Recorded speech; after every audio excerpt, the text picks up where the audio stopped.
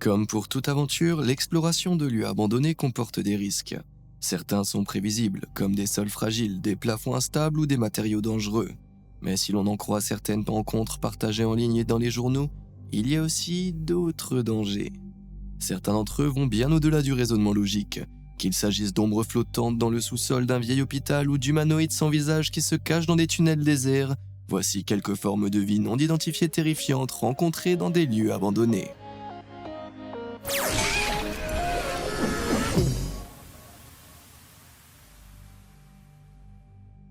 Lorsque l'utilisateur Reddit Ella Aaron est parti en vacances en Italie, la dernière chose à laquelle il s'attendait était de rentrer chez lui avec une expérience tout à fait effrayante à son actif. Mais c'est précisément ce qu'il s'est passé. Lui et son cousin étaient en train de faire une randonnée le long de l'idyllique côte de la Riviera italienne, lorsque d'autres routards leur ont parlé d'une plage secrète, cachée entre les villages voisins de Vernazza et Corniglia. Les deux amis se sont empressés de partir à sa recherche, et après avoir dévalé un sentier à flanc de colline envahi par la végétation, ce qui les a amenés à ramper dans des arbustes hérissés de pointes, ils ont été ravis d'atteindre enfin la magnifique plage secrète. Après avoir passé le reste de la journée à se prélasser au soleil, la nuit a commencé à tomber. Au moment de retrouver leur chemin, Aaron et son cousin n'ont pas réussi à retrouver le sentier sûr en haut de la piste envahie par la végétation. Heureusement, Aaron se souvient d'avoir vu un tunnel près de la plage. Ce n'était pas vraiment une solution de luxe, étant donné qu'il faisait nuit noire, qu'il y avait de l'humidité et que ce n'était pas très engageant. Mais les garçons ont décidé de tenter leur chance. Au moins, pensait-il, le tunnel pourrait mener à la prochaine ville à condition qu'il ne soit pas un cul-de-sac. Alors qu'ils pénétrèrent dans le tunnel, le cousin d'Aaron alluma brièvement sa lampe de poche de son téléphone, juste pour se faire une idée de l'agencement du tunnel. Comme le chemin semblait dégagé et qu'il ne voulait pas gaspiller le dernier pourcent de batterie qui restait sur le seul téléphone encore chargé, ils avancèrent à tâtons dans l'obscurité.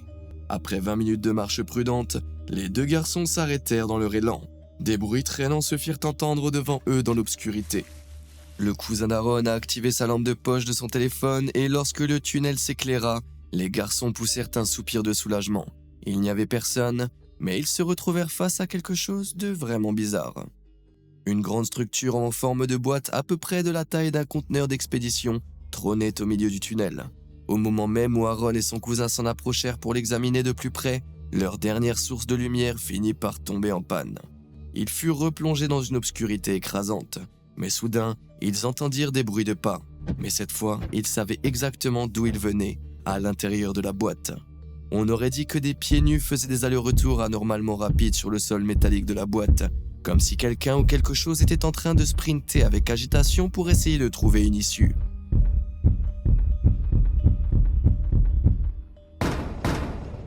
Horrifiés, Aaron et son cousin s'agrippèrent l'un à l'autre et se mirent à courir.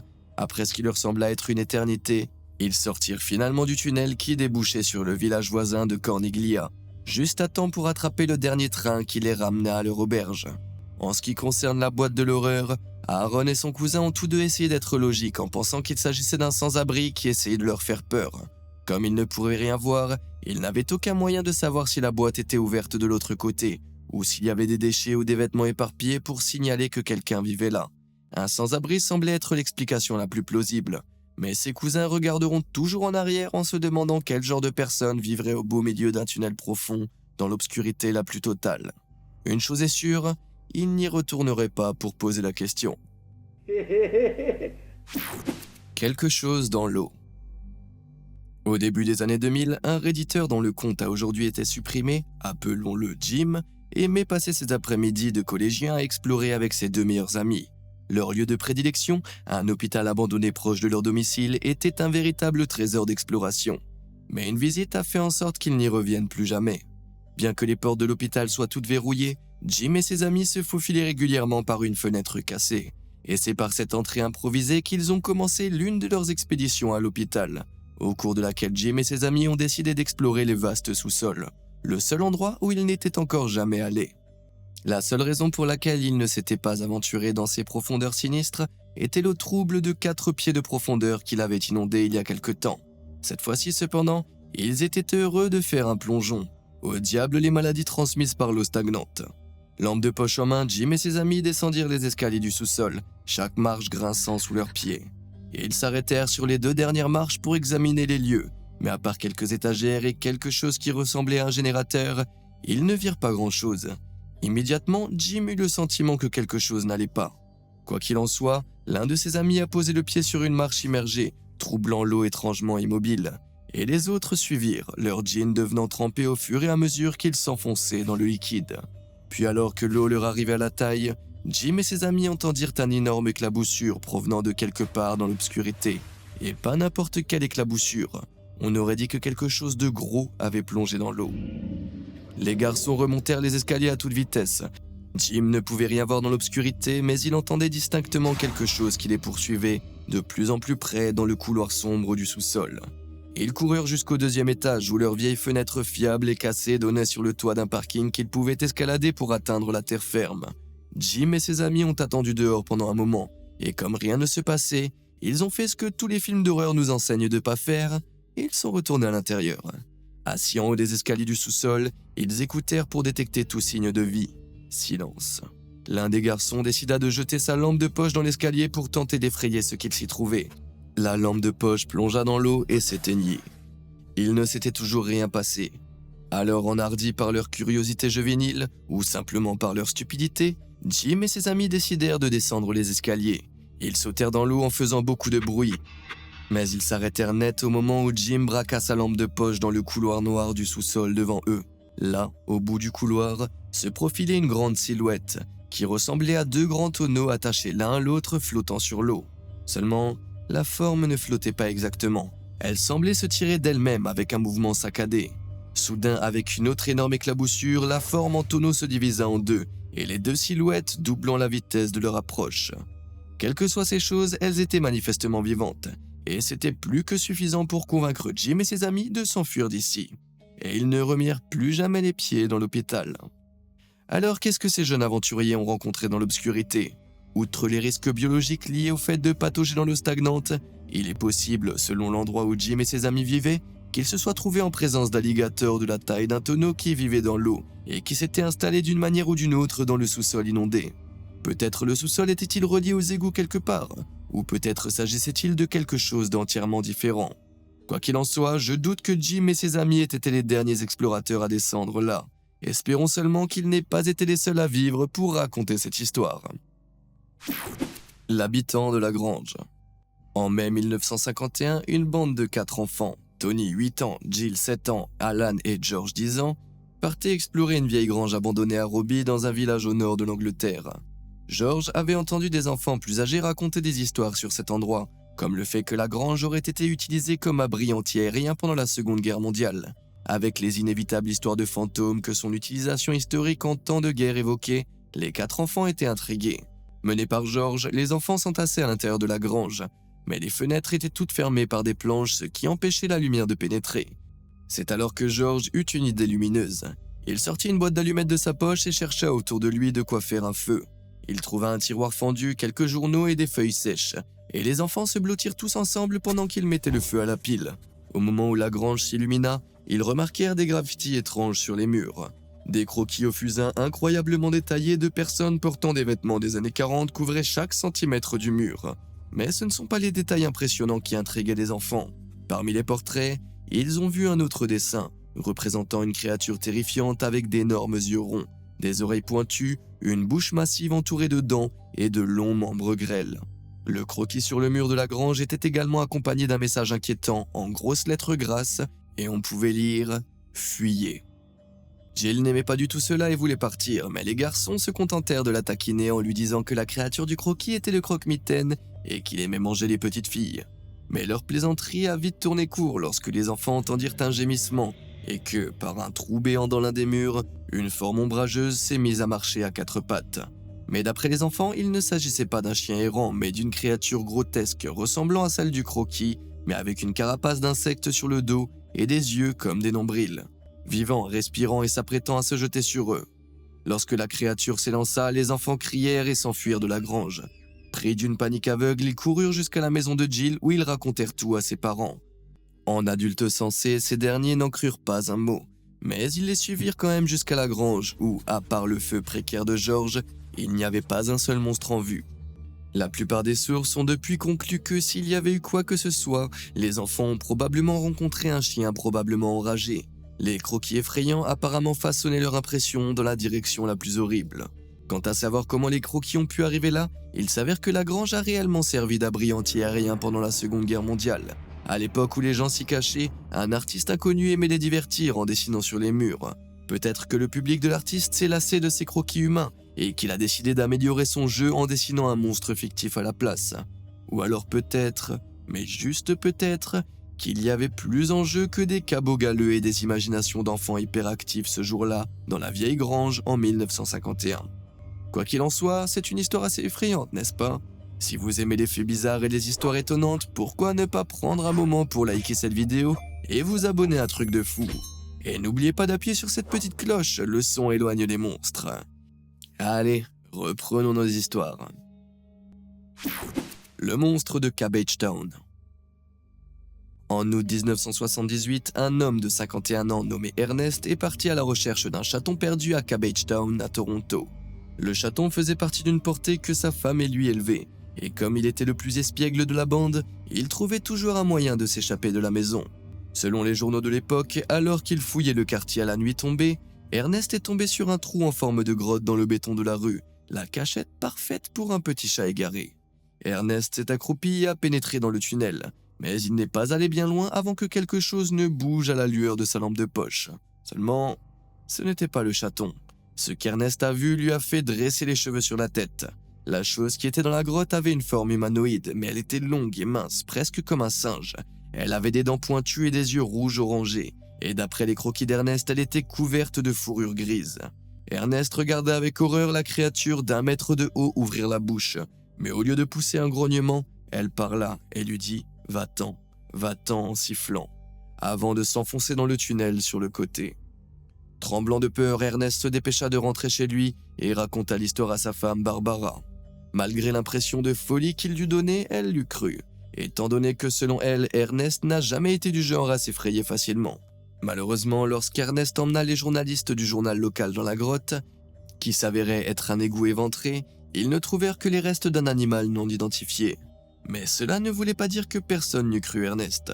À l'époque, certains croyants ont suggéré que le monstre d'Ernest était un Ojimanakus, une créature du folklore canadien qui se serait échouée en Ontario pas plus tard qu'en 2010, mais qui s'est avérée être une vision en décomposition. La créature d'Ernest aurait-elle pu, elle aussi, être un spécimen mal formé d'une espèce indigène du Canada, sifflant contre lui d'une manière qui ressemblait à un discours humain? Pour l'instant, les réponses à ce mystère restaient perdues dans le temps. Mais si vous connaissez un animal sauvage habitant les égouts qui pourrait expliquer le monstre de Cabbage Town, n'hésitez pas à me le faire savoir dans les commentaires ci-dessous. Le tunnel d'os. En 2016, un redditeur portant le nom d'utilisateur 300 Super Mexicain effectuait des travaux d'électricité dans un vieux quartier de la ville de Baltimore dans le Maryland. Dans cette partie de la ville, de nombreux bâtiments sont reliés par des tunnels souterrains. Et ce jour-là, le redditeur, appelons-le Super pour faire plus court, s'est retrouvé à réparer des lumières dans l'un de ces tunnels sous un bâtiment de la rue East Redwood. À l'heure de la pause déjeuner, il avait décidé d'explorer le vaste réseau de tunnels qui se ramifiait à partir de celui dans lequel il travaillait. Après 20 minutes de promenade, Super entendit son contremaître l'appeler dans l'un des couloirs. Il suivit la voix dans les tunnels de plus en plus froids et sombres, mais son contremaître n'était nulle part. Craignant de se perdre, il envisagea de faire demi-tour jusqu'à ce qu'il entende un autre appel venant des profondeurs. Super continua et arriva finalement dans une pièce étrange et sombre de la taille d'un terrain de basket, avec un plafond de 7 mètres de haut. L'air y était extrêmement frais et le sol étrangement collant, à tel point qu'à chaque pas, il avait l'impression de défaire une bande velcro. Mais le plus étrange, c'est que de petits crânes d'animaux jonchaient le sol, apparemment disposés en triangle, dont un coin pointant vers un grand squelette ressemblant à un chien au centre de la pièce. Déjà troublé, Super commença soudainement à sentir une odeur de fumée, et son malaise se transforma en une véritable peur lorsqu'il entendit ce qui ressemblait à un énorme chien courir vers lui depuis un autre tunnel sombre relié à la pièce. Le bruit de pattes lourdes et des ongles sur le béton se rapprochait rapidement. Super sprinta en revenant sur ce pas, mais se perdit d'une manière ou d'une autre. Après ce qui lui semblait être 1 heure de course acharnée pour échapper à son poursuivant, Le redditeur trouva un escalier au bout duquel se trouvait une grande porte métallique. Saisissant sa chance, il la tira, et à son grand soulagement, elle s'est ouverte. Il se précipita au travers et la referma derrière lui, juste au moment où un bruit sourd et dur frappa le métal de l'autre côté. Après cela, tout devint à nouveau silencieux. Lorsqu'il se retourna, il fut surpris de constater qu'il avait réapparu sous les quais de l'hôtel Four Seasons, à plus d'1 kilomètre de l'endroit où il travaillait à l'origine. Super a immédiatement appelé son contremaître pour qu'il vienne le chercher en lui disant qu'il s'était perdu, mais en gardant le reste de l'histoire pour lui. À partir de ce jour, il refusa de retourner dans les tunnels sous la ville. Mais je lui en veux pas, la curiosité de savoir ce qui l'a poursuivi et ce qui a mis ces squelettes là est peut-être une question qu'il vaut mieux laisser sans réponse. Résident de la ville abandonnée. En mars 2021, Kifuki, un jeune redditeur de 22 ans, a partagé une histoire réelle vraiment glaçante sur le subreddit True Scary Stories. Avec 1h30 de route entre la clinique où elle travaillait et son domicile à la campagne, elle n'était pas étrangère à la conduite dans l'obscurité de la nuit. Cependant, un soir lugubre, après une journée de travail particulièrement longue, Kifuki s'est retrouvé frustré après qu'un incident de la circulation survenu un peu plus loin sur l'autoroute ait complètement bloqué la circulation. La redditrice a pris la première sortie de l'autoroute dans le but de rentrer chez elle le plus rapidement possible par n'importe quel chemin. Avec l'aide de Google Maps, Kifuki s'est retrouvé sur un itinéraire qui menait à travers une minuscule ville délabrée dans les bois, qui semblait avoir été abandonnée depuis des années. Il n'y avait pas de voiture, pas de lumière, seulement des maisons vides et barricadées autour desquelles poussaient des mauvaises herbes. La route était si négligée qu'elle ne pouvait pas rouler à plus de 30 km/h. Elle avançait lentement lorsqu'elle entendit un bruit sourd provenant du toit de sa voiture. Craignant qu'une branche n'ait cabossé sa voiture, Kifuki s'arrêta et ouvrit la portière pour inspecter les dégâts. En sortant, elle fut surprise de constater qu'il n'y avait rien sur son toit, pas même une égratignure. Comme il n'y avait rien non plus sur la route, Kifuki décida qu'il devait s'agir d'un gros oiseau ou de quelque chose comme ça, et elle remonta dans sa voiture. À ce moment-là, un cri perçant retentit quelque part dans l'obscurité. Terrifié, Kifuki verrouilla la porte et reprit la route aussi vite que possible, essayant désespérément de se calmer pendant qu'elle conduisait. Elle chercha une explication logique à cet horrible son. Elle avait souvent entendu dire que dans la Cambrousse, les lynx roux étaient connus pour émettre des cris similaires la nuit. Ce devait être la faune locale alors, n'est-ce pas? Pour se changer les idées, Kifuki décida de mettre de la musique. Mais au moment où elle attrapa son téléphone sur le siège passager, quelque chose passa en trombe devant ses phares, ce qui l'obligea à freiner brusquement. Lorsque la poussière retomba, elle regarda devant elle et vit la chose qui se tenait sur le bord de la route. Ce n'était pas une personne, mais ce n'était pas non plus un animal. La grande, maigre chose semblait pâle et sans poils, avec une peau lâche tombant sous ses bras, ses jambes et son menton. Kifuki ne le regarda qu'une seconde avant d'appuyer sur l'accélérateur et de démarrer en trombe. Avec les larmes d'horreur qui roulaient sur son visage, elle serra le volant si fort qu'elle laissa des marques d'ongles dans le revêtement de cuir. Après avoir roulé aussi vite que possible pendant un temps déterminé, Kifuki se retrouva dans la lumière accueillante d'une station-service où elle s'arrêta pour appeler son père. Bien sûr, elle ne pouvait pas dire à son père qu'elle avait vu un monstre, alors elle dit qu'elle avait vu un homme dans un costume effrayant à la place. Son père insista pour qu'elle appelle la police, mais quand elle le fit, elle se montra un peu inquiète. Elle pouvait comprendre, un homme dans un costume effrayant qui fait peur aux automobilistes perdus, c'est pas une bonne façon d'utiliser le temps de la police. L'appel ne donna rien, mais elle resta fidèle à l'histoire de la bête de foire costumée, même si elle avait l'impression que la chose qu'elle avait vue était loin d'être humaine. Après avoir fait quelques recherches, Kifuki a comparé la chose qu'elle avait vue avec un Wendigo. Ces cryptides trouvent leurs origines dans le folklore amérindien et leur description varie considérablement, allant d'une créature malveillante à la peau lâche à un hybride animal-humain ressemblant à un cerf.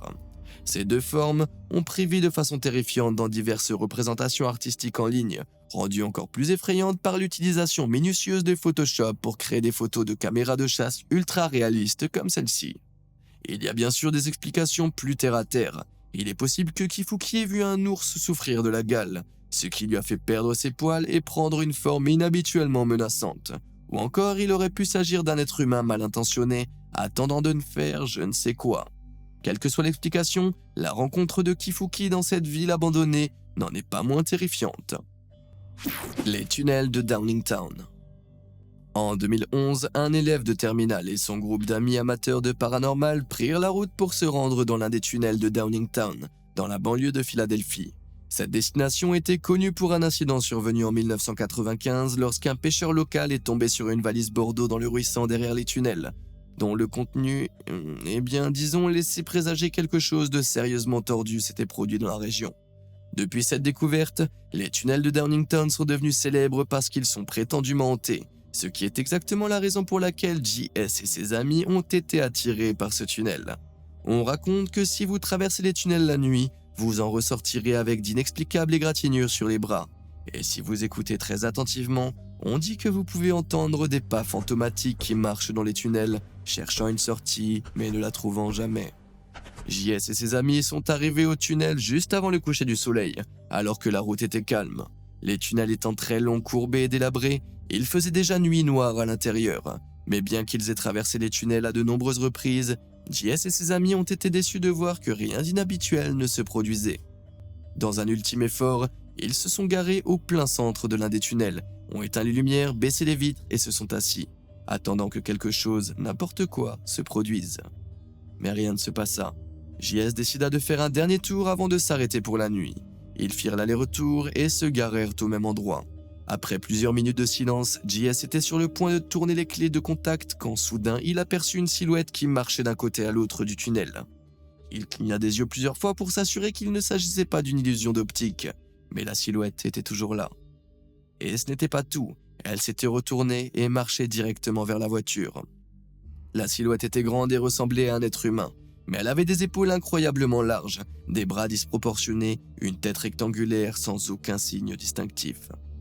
JS paniqua et alluma la voiture, mais au moment où les phares éclairèrent le tunnel, la créature disparut. Ses amis et lui se regardèrent tous, le visage vidé de leur couleur. Ils n'eurent pas besoin de dire un mot pour que JS le sache, ils avaient tous vu la même chose. JS et ses amis traversèrent le tunnel encore une fois, mais aucun d'entre eux ne revit la créature, si tant qu'il y en avait une. Comme personne n'a vu la chose sous une quelconque lumière, cela aurait pu être n'importe quoi. L'ombre d'un rat projeté contre les murs par la faible quantité de lumière déclinante à l'extérieur, l'une de leurs propres ombres, un tour de l'esprit qui tente de combler les lacunes de l'obscurité privée d'apport sensoriel. Peut-être que JS pensait avoir vu quelque chose, a incité par inadvertance ses amis à penser la même chose. Après tout, ils sont allés là-bas pour voir quelque chose de paranormal. Il est certainement réconfortant de supposer qu'il s'agissait d'une ruse de l'obscurité, car si ce qu'ils ont vu était vraiment une sorte d'être non identifiable dépassant l'entendement scientifique, alors qu'est-ce qui pourrait bien se cacher dans l'obscurité de la nuit? De quoi réfléchir lorsque vous éteignez vos lumières avant de vous coucher, ou lorsque quelque chose se produit dans la pénombre. Avez-vous déjà rencontré des formes de vie étranges ou inexpliquées dans des bâtiments ou des lieux abandonnés? Et croyez-vous que les personnes qui ont raconté les histoires aujourd'hui disaient la vérité? Dites-moi ce que vous en pensez dans les commentaires. Jusqu'à la prochaine vidéo et comme d'habitude, merci de nous avoir suivis.